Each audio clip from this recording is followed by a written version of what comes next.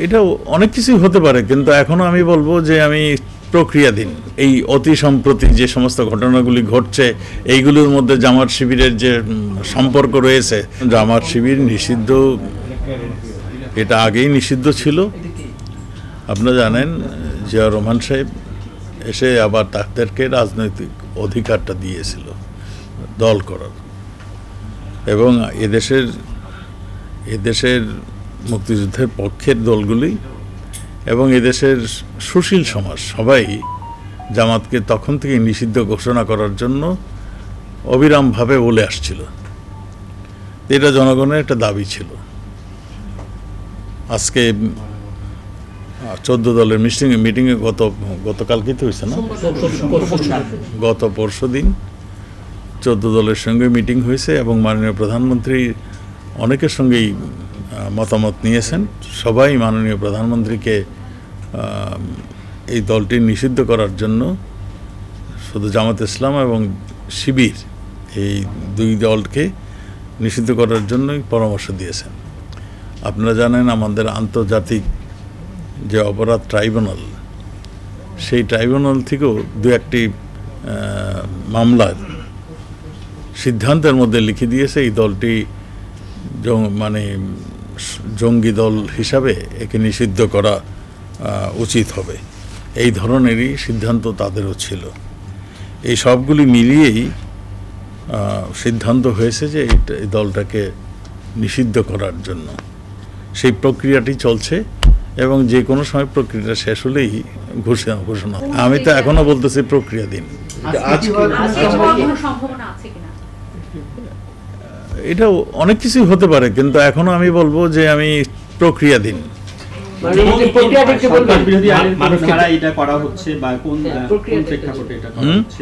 প্রেক্ষাপটে এবং কোন আইনে এটা করা হবে বা হচ্ছে, আপনারা পরামর্শ পেয়েছেন আইন মন্ত্রণালয়ের?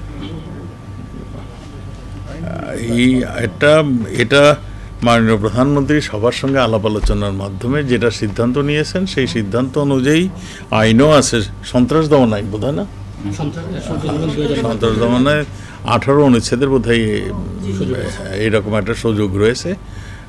আমরা বললাম তো এটা প্রক্রিয়াধীন।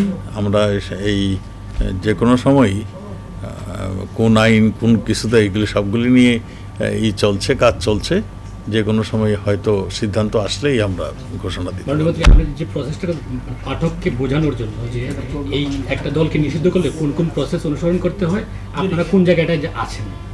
না, আমি তো বললাম যে ওই যে সন্ত্রাস দমন আইনে খুব সম্ভব 18 অনুচ্ছেদে এটার সম্বন্ধে ডিটেল দেওয়া আছে।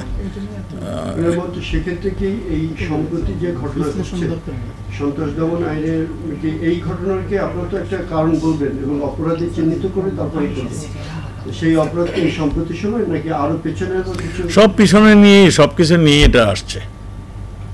সুশীল সমাজের ডিমান্ড আছে, 14 দলের ডিমান্ড আছে, আমাদের রাজনৈতিক ডিমান্ড রয়েছে, এবং এই অতি সম্প্রতি যে সমস্ত ঘটনাগুলি ঘটছে, এইগুলোর মধ্যে জামাত শিবিরের যে সম্পর্ক রয়েছে, এই সবগুলি মিলিয়ে ঝুলেই এই সিদ্ধান্তটি নেওয়া হচ্ছে।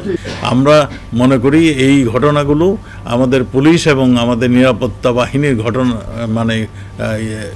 মানে ইচ্ছা করে কিংবা তারা কারো প্ররোচনায় করে নাই। এটা তারা মানে মানুষের জানমাল এবং এই দেশের জনগণের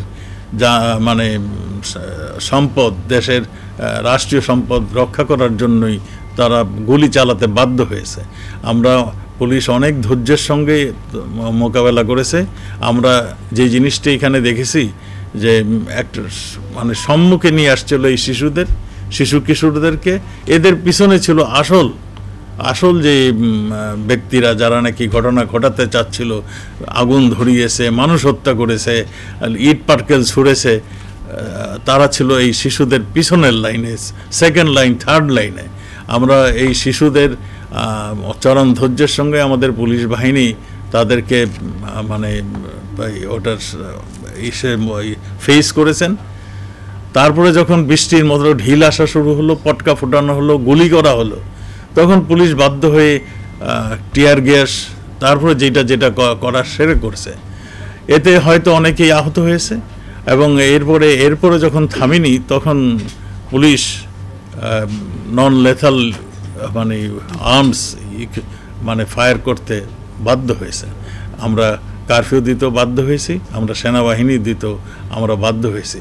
জানমাল প্রোটেকশনের জন্য এটা করা হয়েছিল। এইটা আমরা তাকে ভালো করে জানিয়ে দিয়েছি।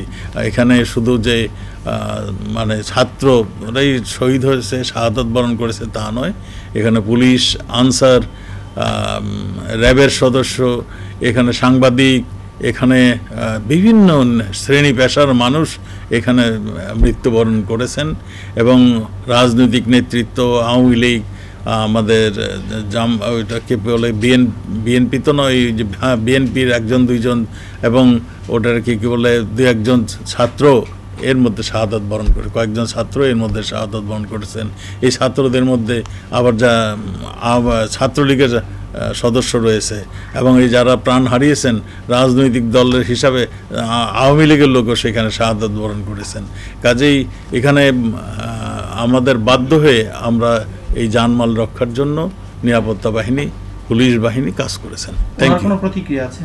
না, উনি কোনো প্রতিক্রিয়া করেন নাই। তিনি আরেকটি প্রশ্ন জিজ্ঞাসা করেছিলেন যে আর্মিরা ইউনাইটেড নেশনের ওই যে এপিসি ভেহিকেলটা ইউজ করেছেন, যেটা ইউনাইটেড নেশন লেখা।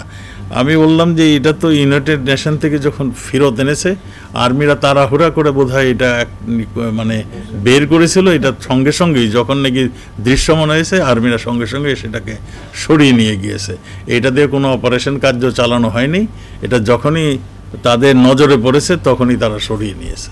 তদন্তের আগ্রহের ব্যাপারে কোনো কিছু, তারা যে তদন্তের আগ্রহের কথা বলছিলেন যে এগুলি আমাদেরকে জিজ্ঞাসা করেছে তোমরা কি কি করেছো। আমরা বলছি একটা বিচার বিভাগীয় তদন্ত কমিটি তদন্ত ওয়ান ম্যান ছিল, এইটাকে আরও সংখ্যা বাড়িয়ে, আরও তার টিআর বাড়িয়ে এটা আরও মানে শক্তিশালী করা হয়েছে।